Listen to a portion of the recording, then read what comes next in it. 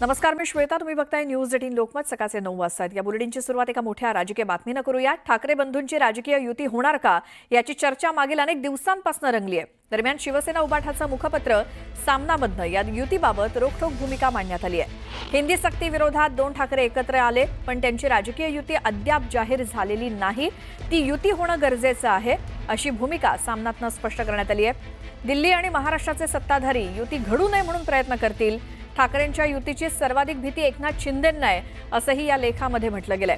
गेल्या काही दिवसांआधी मनसे प्रमुख राज ठाकरे यांनी मनसेच्या सर्व पदाधिकाऱ्यांना शिवसेना, ठाकरे आणि मनसेच्या युतीवरती भाष्य करू नये असे आदेश दिलेत आणि राज ठाकरेंच्या या आदेशामुळे मनसे आणि शिवसेना ठाकरे गटाच्या युतीबाबत संभ्रम निर्माण झाला. मात्र आता संभ्रम नको असं आवाहन रोखठोकद्वारे करण्यात आलंय. त्यामुळे राज ठाकरे युतीबाबत नेमका कोणता निर्णय घेणार याकडे सर्वांचं लक्ष लागलंय.